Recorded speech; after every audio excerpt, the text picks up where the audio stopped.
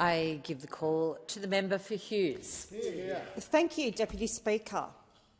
I rise to speak on the government's failure to deliver the new housing that Australia needs. And I think it's unfortunate now that the Minister for Housing is leaving the chamber and isn't around to hear what we have to say about her failed housing policy.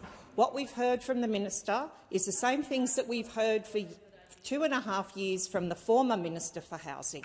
1.2 million new homes over 5 years, $10 billion invested in housing. Quote, we have a bold and ambitious housing agenda. We have a bold and ambitious plan on housing. Well, Deputy Speaker, I would say that rather than being called the Minister for Housing, perhaps the minister should be called the Minister for Housing Announcements, but the minister that cannot deliver housing. The latest Bureau of Statistics numbers shows that building activity has confirmed there is no end in sight to Labor's housing crisis. You know it on that side. They know it on that side.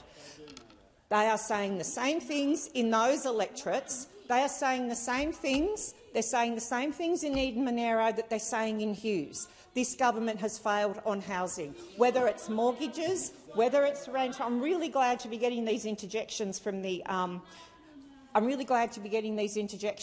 member for Eden-Monaro, because I bet that down there in Eden-Monaro they are worried and they know you have not delivered. Your government has not delivered.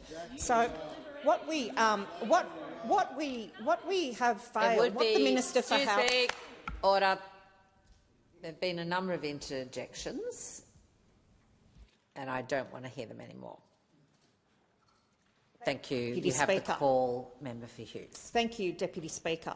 So, Labor's promise. We're going to build 1.2 million homes over 5 years. I ask this, who is going to build those homes?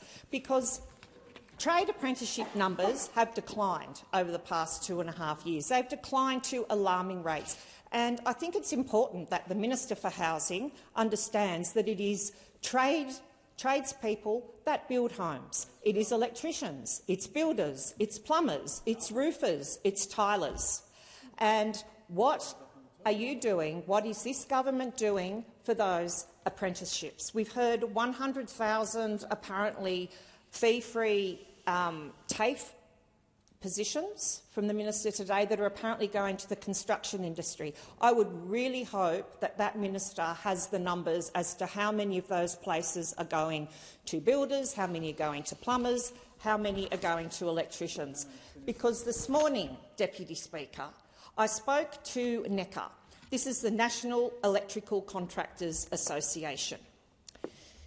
And at the moment, on those figures of 1.2 million homes, that means a new home has to be built every 2.2 minutes to keep up with Labor's promises.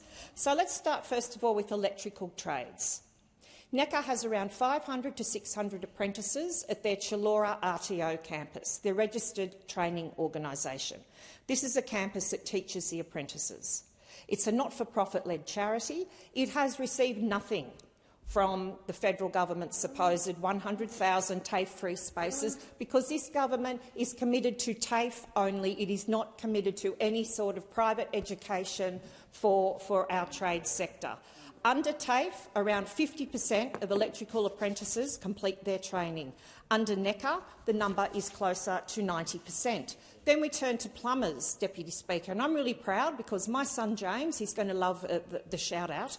18-year-olds love that. The master plumbers, he's just received a plumbing apprenticeship to start next year, and I'm really, really proud of him.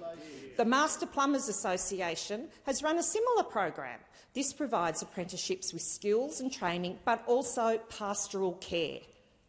This is similarly something that the Labor government does not want to fund because of their commitment only to TAFE products.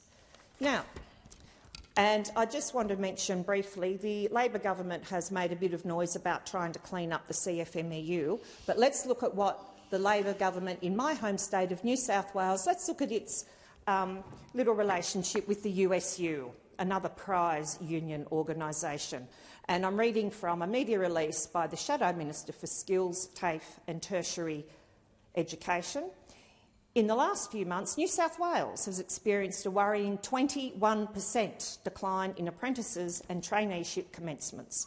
Now more than ever is the time to restrict the partnerships that make apprenticeship programs accessible. And what that is the relationship between the USU and local government, Deputy Speaker, which I look forward to speaking on a different time. Authorised, Jenny Ware, Liberal Party, Sutherland.